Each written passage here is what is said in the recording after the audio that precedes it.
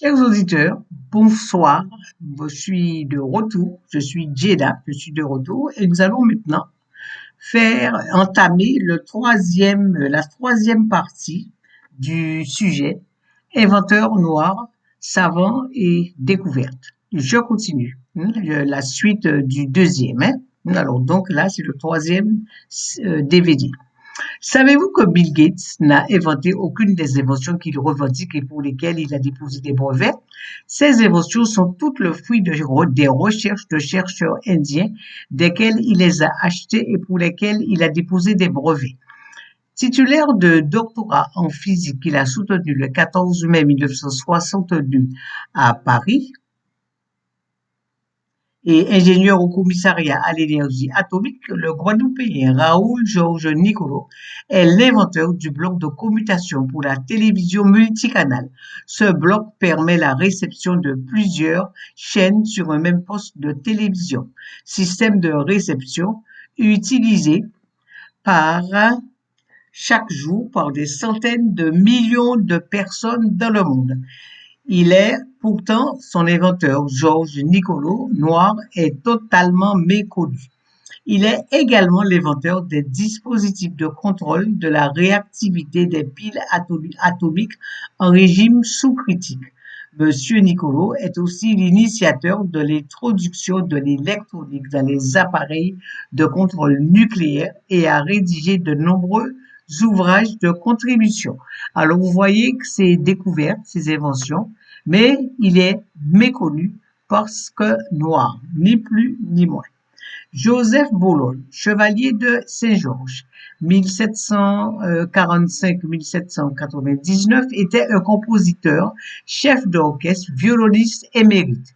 Joseph de Bologne de Saint-Georges, plus connu sous le nom de chevalier de Saint-Georges, ou plus simplement Saint-Georges, est né à Baïf, près de Basse-Terre, en Guadeloupe, le 25 décembre 1745. Enfant naturel d'une esclave et de Georges de Bologne de Saint-Georges, riche planteur, il est mort à Paris le 10 juin 1799. Il a un peu moins de 10 ans lorsque son père rentre en France avec ce jeune métis et sa mère et décide de lui accorder l'éducation traditionnellement réservée aux enfants de la haute aristocratie. C'était un grand musicien, compositeur, violoniste, chef d'orchestre et escrimeur français. Virtuose du fleuret, Mozart le jalouse, mais s'est inspiré de Saint-Georges dans ses compositions musicales. Aussi, il est très offensant que Saint-Georges ait été surnommé le Mozart noir. Mozart est mort à 35 ans, Saint-Georges a 54 ans. Saint-Georges était l'aîné de Mozart de 11 ans. Alors, demandez-vous comment un si grand prodige aurait-il pu copier Mozart? Saint-Georges était très réputé dans les villes d'Europe où il se produisait avec son orchestre connu comme le meilleur d'Europe. C'est d'ailleurs c'est ainsi que Mozart l'a rencontré. Alors, Saint-Georges, très vite, il s'impose comme l'escrimeur le plus célèbre de Paris. Mais il est surtout un violoniste prodigieux et un chef d'orchestre admiré qui hisse sa formation au rang de meilleur orchestre européen. Le chevalier de Saint-Georges était un athlète. On le voyait souvent traverser la Seine en nageant d'un seul bras. Et au patinage, son adresse surpassait celle de tous les autres. En tirant au pistolet, il était rare qu'il manquât son but. Écrit Émile Smilac, auteur d'une biographie intitulée Joseph Boulogne, nommé chevalier de Saint-Georges. En outre, Saint-Georges est aussi un habile danseur et il est remarquable à la course. Saint-Georges a toujours été une personnalité hors du commun dans le monde de la musique classique.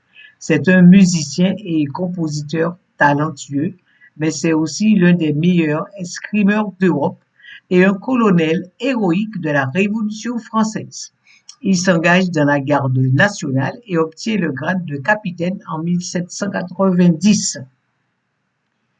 Il est le premier colonel de l'armée française à la peau noire, où il crée un régiment de noirs et métis.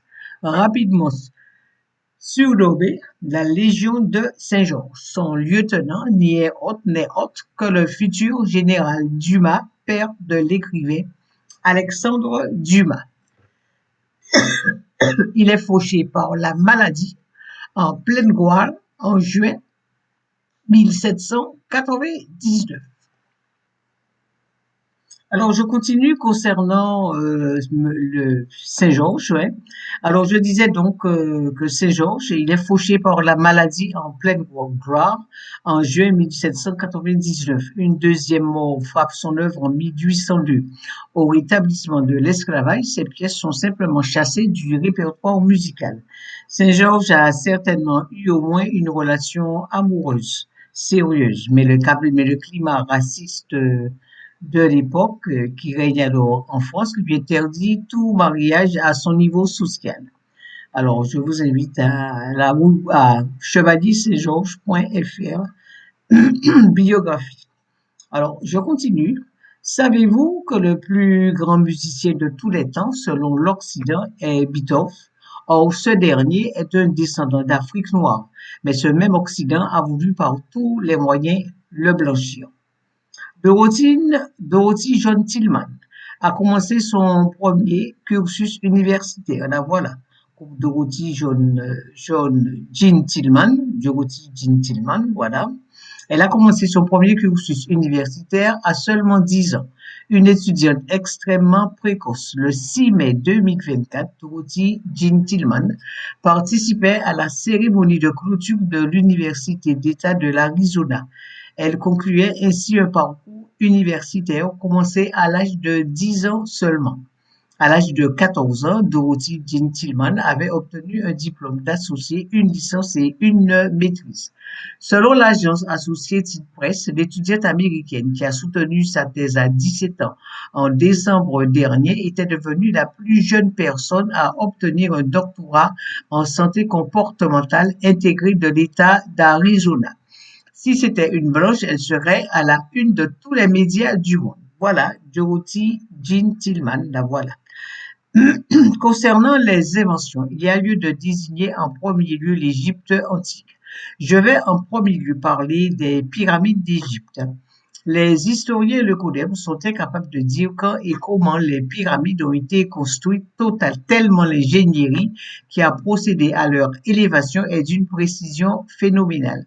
Ce sont de vastes réceptacles d'énergie dont les dates de construction ainsi que les moyens utilisés pour les ériger demeurent inconnus à ce jour. Elles étaient des centrales électriques qui produisaient et transmettaient l'électricité à la civilisation qui les entourait. Les grandes pyramides étaient couvertes de pierres calcaires blanches, polies, appelées pierres de revêtement, un matériau d'une grande conductibilité thermique. Une incroyable quantité de lumière se reflétait sur la pyramide. Des matériaux conducteurs d'énergie thermique avaient été utilisés, tels que le calcaire, la dolomite, le granit. Les pyramides étaient situées au-dessus de puissants générateurs naturels que sont les cours d'eau. La puissance du courant de l'eau était utilisée pour produire de l'électricité. Le sommet de la pyramide était couvert d'or, premier métal conducteur d'électricité. À propos de la construction des pyramides, certains historiens européens ont tout fait pour retirer l'Égypte antique du patrimoine culturel et ethnographique africain. Au lieu de créditer l'intelligence africaine de l'Antiquité, ils ont préféré créer des sources externes qui expliqueraient l'intelligence et les avancées technologiques en Afrique. Le comble de tout cela, beaucoup de notre communauté ont adopté ces mensonges comme des vérités.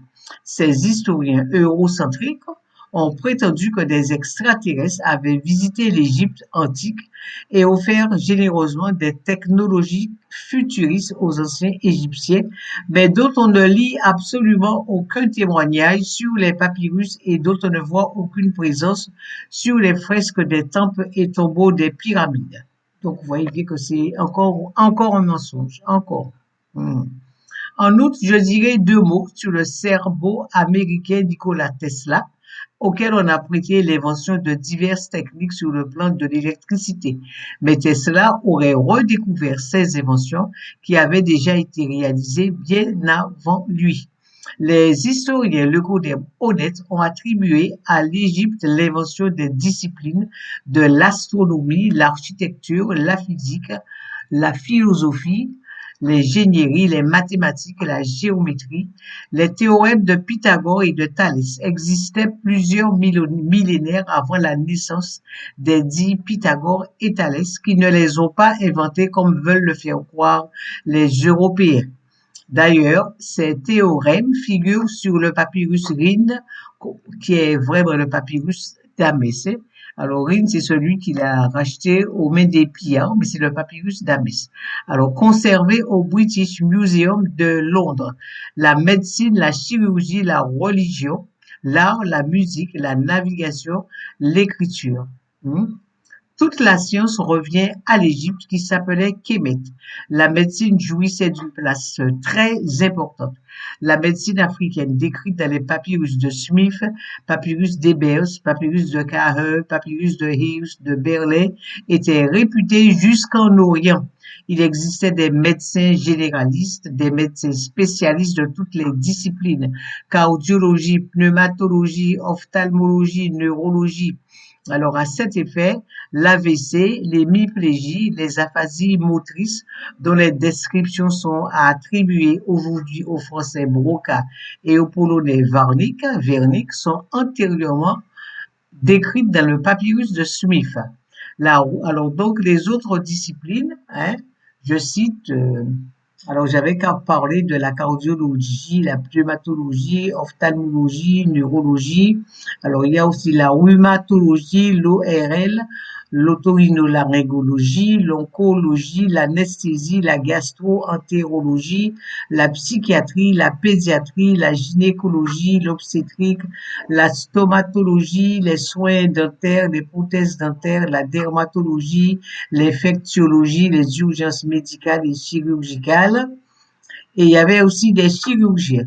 Alors, la médecine quantique énergétique à travers les méridiens, l'acupuncture, les 7 chakras était connue. D'ailleurs, le mot chakra vient de l'égyptien ancien Kara. Cette médecine énergétique a été bêtement étiquetée comme de la magie par l'Occident matérialiste qui ignore totalement l'aspect invisible des choses et ne croit qu'en ce qu'il touche et qui n'est que la petite partie émergée de l'iceberg. Les méridiens, qui sont des canaux de circulation de l'énergie dans le corps, sont contenus dans le papyrus de Hirst et ont été repris par la médecine traditionnelle chinoise. Comme tous les autres peuples, les Chinois sont issus des migrations africaines. Confucius et Bouddha étaient noirs. En Égypte, le traitement de la plupart des maladies passe par la régulation, l'équilibre, la restauration des fonctions des méridiens. Entre parenthèses, acupuncture. Les instruments médicaux et chirurgicaux ont été copiés par les Occidentaux. Bistouri, crochets, ciseaux, etc. Le premier stéthoscope est égyptien et n'a pas été inventé par le français Laennec en 1816. L'asepsie n'a pas été découverte par Pasteur, mais existait déjà en Égypte. Je cite la biologie avec l'existence de laboratoires où les médicaments étaient préparés et stockés. La pharmacologie était très structurée. Naissance des premières pharmacies en Égypte. Les antibiotiques dont la pénicilline était utilisée. Ils avaient pour but de traiter les infections en faisant moisir du pain ou des céréales. La pénicilline, dont la découverte a été prêtée au Britannique Fleming, était déjà utilisée en Égypte. Concernant la chirurgie, citée dans le papyrus médical de Smith, papyrus d'Ebers, je cite la chirurgie générale et vasculaire, la dissection, la neurochirurgie, la chirurgie obstétricale, la chirurgie plastique, la chirurgie osseuse orthopédique, l'urologie, la stomatologie, les prothèses dentaires, les soins et extractions dentaires, l'asepsie qui était de règles, l'hygiène, la diététique et la prévention. Les connaissances des Égyptiens en anatomie étaient très précises. Papyrus de Smith, Dans la pensée kémite, les mondes visibles et invisibles coexistent et sont totalement imbriqués. De nombreux malades venaient d'Orient pour se faire soigner. Des étudiants étrangers migraient pour recevoir l'enseignement et se perfectionner auprès des patriciens kémites. Il y avait des facultés de médecine dénommées maisons de vie, Père Ancre. Elles se situaient dans les villes de Abydos, Saïs, Héliopis, Memphis. Les médecins kémites ont été les précurseurs de la médecine occidentale. Partout dans le pays, l'Égypte, le système de soins était public, gratuit et accessible à tous. L'assurance maladie, les congés maladie et la retraite étaient institués. Papyrus d'Anastasie IV. Le médecin grec Hippocrate, né vers 460 avant Jésus-Christ et appelé par les Occidentaux le père de la médecine, a été initié à la médecine égyptienne à l'école d'Alexandrie en 500 avant Jésus-Christ. C'est Imhotep, 2700 à 2625 avant Jésus-Christ, qui fut le vrai père de la médecine. Il était architecte, reconnu éminent médecin chirurgien. L'espérance de vie était de 36 ans vers 3000 avant Jésus-Christ, alors qu'elle était de 34 ans en Europe au XVIIIe siècle. Les savants leucodermes, en copiant les papyrus, ont repris à leur compte les découvertes médicales faites par les Égyptiens. À la lecture de ce qui précède, vous comprenez pourquoi les égyptologues leucodermes se sont battus par tout moyen, mais en vain, pour démontrer que les Égyptiens, des Kamites à peau noire et aux cheveux crépus, étaient des Blancs qui portaient des perruques crépues. Heureusement que leurs théories mensongères ont toutes été démontées par le savant sénégalais Cheikh Anta Diop. Je vous invite à la lecture du livre vendu à Abidjan, L'Afrique noire, berceau de la médecine et de la chirurgie, de Kwado Fernand Doba Choulou. Je continue. Les inventeurs noirs. Alors, les inventeurs noirs d'Égypte et de Grèce depuis le 5e siècle avant Jésus-Christ au 1er siècle après Jésus-Christ. J'en cite une liste incomplète. Ctesibios, Hipparque, Archimède, Ptolémée, Eudoxe, Palinton, Denis d'Alexandrie, Gira, Philon de Byzance, le héron d'Alexandrie, Architas le Tarentino, Énée, Anticitère, Ératosthène, etc. Je vous invite à aller sur le site www.kotsanas.com/ectemata. Vous y découvrirez toutes les technologies inventées à cette époque. J'en cite quelques-unes. Robotique, télécommunications, automatisme, mécanisme informatique, machines de levage, énergie hydraulique et éolienne, astronomie, propulsion à vapeur et à gaz, automatisation et programmation, mathématiques, technologie hydraulique, technologie médicale, instruments de mesure, etc. Le musée se trouve en Grèce dans la ville de Katakolou. Les expositions portent sur les secteurs suivants. Automatisme pneumatique, technologie agricole et textile, technologie sportive, machines de levage, utilisation de l'énergie hydraulique et éolienne, astronomie, propulsion à vapeur et propulsion à gaz, automobile et navigation automatique, automatisation et programmation, géodésie et cartographie, exposition, cadran solaire plat, outils et machines, microdispositifs intelligents, horloge solaire, technologie religieuse, technologie médicale, cryptographie, mathématiques, mesurer avec mesure l'homme, mesure du temps, instruments de mesure, technologie musicale, construction navale, jeu de stratégie et de démonstration, contrôle de qualité, technologie militaire, robotique, technologie du théâtre, télécommunications, horloge hydraulique, sablier, technologie hydraulique, mécanisme informatique, cadran solaire, Alors, je rappelle que les premiers Grecs étaient noirs et venaient étudier en Égypte sous la direction des prêtres qui dispensaient leur enseignement dans les temples. Ils résidaient en Égypte souvent entre 10 à 20 ans afin d'assimiler ces connaissances. Alors, ces inventeurs, ingénieurs, mathématiciens faisaient preuve de grand esprit d'invention. Je ne pourrais pas les citer tous. Voici quelques innovations de ces inventeurs. Alors, Ctésibios, mathématicien, ingénieur égyptien d'Alexandrie, 284 à 221 avant Jésus-Christ, dont les inventions ont eu un retentissement majeur sur la civilisation européenne qui s'est inspirée de ces innovations. Il est l'inventeur du piston, du cylindre, des soupapes, le clavier, le monte-charge, l'hydraulique, utilisation mécanique de la pression à travers l'eau, l'huile en ingénierie, le canon à eau, l'horloge musicale, la clepsydre. Alors, l'écoulement, alors entre parenthèses, l'écoulement d'une quantité d'eau fixe la durée écoulée.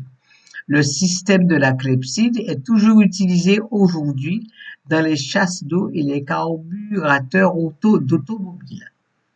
Un papyrus du IIe siècle avant notre ère, appelé Laterculi alexandrini, alors c'est le nom du papyrus, attribue à son disciple Abdaraxos le mérite d'avoir construit les machines d'Alexandrie.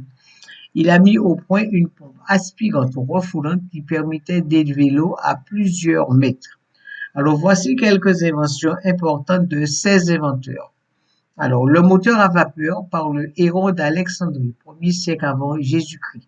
Le principe de la propulsion à gaz, utilisation du gaz comprimé par Archytas le Tarentino, 5e siècle avant Jésus-Christ, à travers un engin volant qui utilisait la pression de la vapeur ou de l'air. Cette machine volante étonnante était l'ancêtre de la technologie moderne des fusées.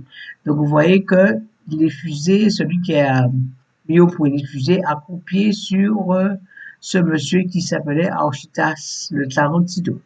L'éolienne du héros d'Alexandrie, 1er siècle avant Jésus-Christ, c'est la première application de la conversion du mouvement rotatif en mouvement alternatif. Donc, vous voyez bien que le mouvement alternatif n'a pas été inventé par des Coudert, hein, pas du tout.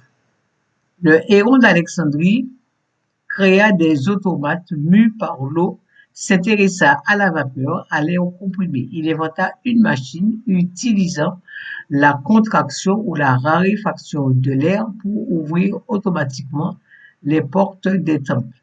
L'astrolabe sphérique de Ptolémée, 2e siècle avant Jésus-Christ, c'est l'ancêtre du GPS. Il était utilisé pour mesurer la longitude et la latitude des étoiles observées depuis n'importe quelle partie de la Terre et vice-versa, comme localisateur de position GPS, ainsi que pour mesurer la distance entre le Soleil et la Lune. L'autothérapeute de Philon de Byzance, 3e siècle avant Jésus-Christ, c'est le premier robot fonctionnel de l'humanité. Philon a créé de multiples automates, dont le premier automate humanoïde, le télégraphe acoustique pour la transmission du signal dans toutes les directions, premier radar acoustique de l'histoire. Le télégraphe hydraulique d'Énée, 4e siècle avant Jésus-Christ, c'est le premier appareil de télécommunication au monde qui permet l'envoi de messages prédéfinis. Le mécanisme informatique d'Anticythère, 2e siècle avant Jésus-Christ, le plus vieux mécanisme à engrenage connu. Un ordinateur portable du passé. C'est la première machine informatique de l'histoire, utilisée pour identifier et prédire des événements astronomiques et calendaires importants. Calcul de la circonférence de la Terre par Ératosthène, astronome, mathématicien, philosophe, géographe. L'hydraulique de Ctésibios, 3e siècle avant Jésus-Christ. Le premier instrument de musique à clavier. L'estoma, 3e siècle avant Jésus-Christ. Le premier puzzle de l'histoire. C'est un jeu mental, ancêtre des puzzles et des tangrammes. La seringue, c'est un outil médical similaire à la seringue d'aujourd'hui. Il était utilisé pour éliminer le pus par aspiration et pour ajouter des liquides par injection. Alors là, vous avez l'autothérapeute de Philon de Byzos, le premier robot fonctionnel de l'humanité. Là, vous le voyez. Alors, qu'est-ce que cet autothérapeute faisait?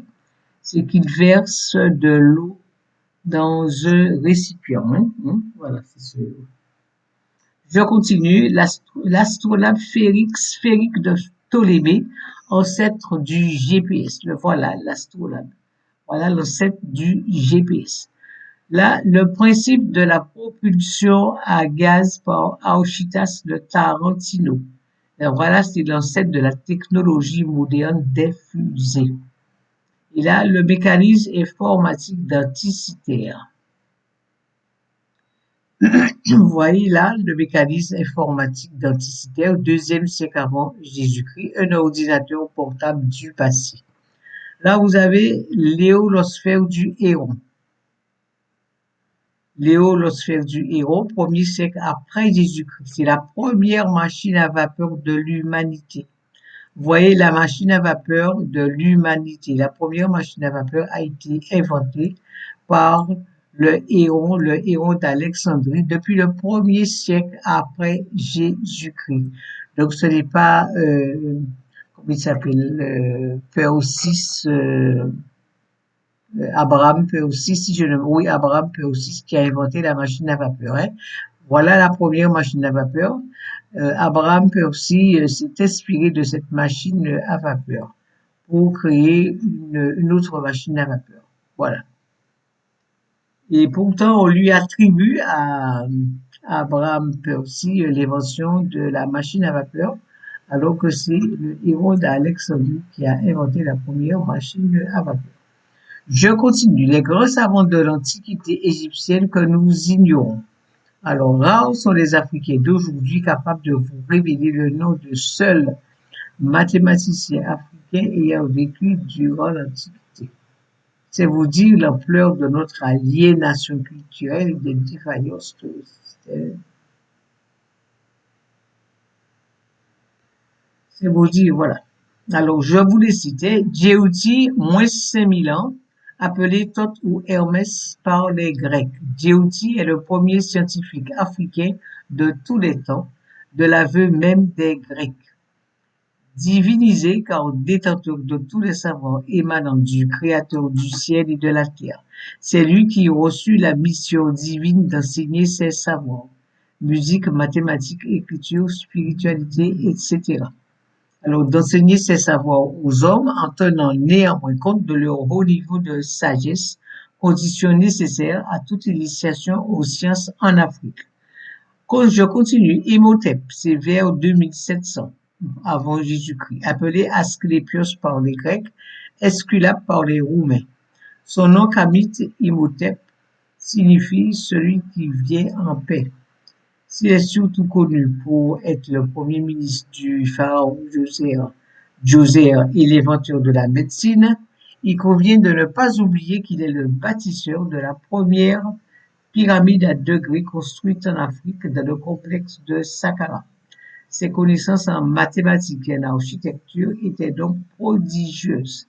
Il a par exemple été trouvé un document de son époque comportant une courbe à un abscisse et ordonnée. Alors je continue, Medjen, vers moins 2600, dans son tombeau, on retrouve la formule parfaite du calcul de la surface de triangle.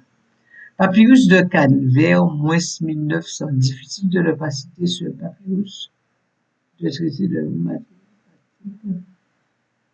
Alors, difficile de ne pas trouver ce papyrus de traité de mathématiques dont l'auteur reste encore anonyme. Il contient par exemple le calcul du volume d'un grenier cylindrique, dévoile l'existence des fractions mathématiques et diverses notations algébriques. Papyrus de Berlès, 66-19, vers 1900. Même si l'auteur reste inconnu, ce papyrus nous montre que les anciens Africains maîtrisaient déjà la formule de la surface de la sphère près de 2000 ans avant la naissance d'Archimède. Je continue. Néferhotep vers -1800. Il a vécu sous le pharaon Sobekopet de la 13e dynastie, fait vers -1800. Et il est l'auteur du papyrus Boulak 18, document administratif et comptable du palais de Thèbes, sur lequel apparaît la première mention du zéro de l'histoire universelle qui nomme de la vue de l'Égypte Téléougre. Anglais, Sir Alan Gardiner Néphéo. Alors, donc, il appelait le zéro Néphéo. Ahmès, vers -1650, de son vrai nom, Ahmès, à savoir celui que la Lune a enfanté. Ahmès fut un grand mathématicien kamite, africain ou kamite, c'est pareil. Il est le scribe copiste du papyrus de Rhind vers -1650, soit un traité de 87 problèmes mathématiques. Ce document africain est resté célèbre car il contient déjà près de 1000 ans avant Thalès et Pythagore des théorèmes dont ils sont étrangement affublés. Ahmès est le premier mathématicien connu au monde à avoir inscrit un cercle dans un carré. Son papyrus n'était néanmoins qu'une copie de documents mathématiques plus anciens remontant à -2040 avant l'ère chrétienne. Aménémat, vers -1567, de son vrai nom kamite Aminat, à savoir Dieu est devant, il est l'inventeur de la première horloge à eau nommée clepsydre, vers -1567.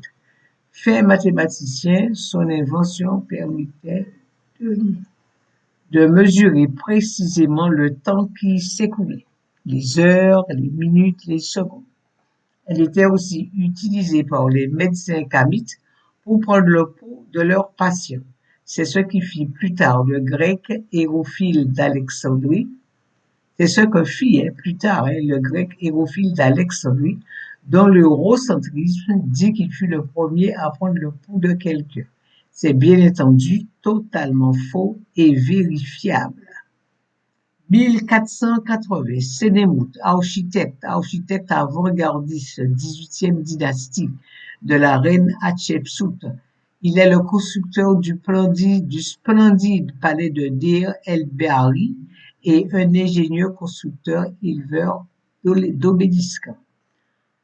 -1360, Amenhotep, grand sage guide spirituel, grand sage africain de la période ramesside, référence à Ramsès II, Ramesside, dont les textes de sagesse divine édifiés en 30 chapitres ont été repris par le rédacteur des hommes dans la Bible.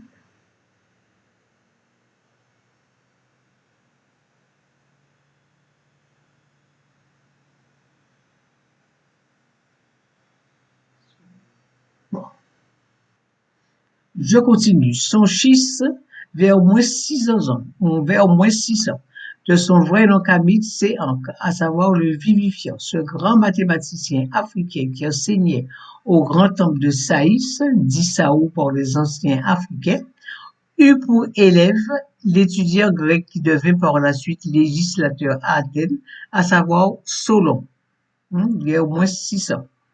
Énuphis ou Énoufis, -500, de son vrai nom kamite ou Néfer, à savoir l'être parfait, ce mathématicien africain qui enseignait au grand temple d'Iounu, à savoir Héliopolis, qui s'appelait Iounu, eut aussi pour élève l'étudiant grec Pythagore de Samos, vers -540. Vous voyez bien que c'est pas Pythagore, il n'a inventé aucun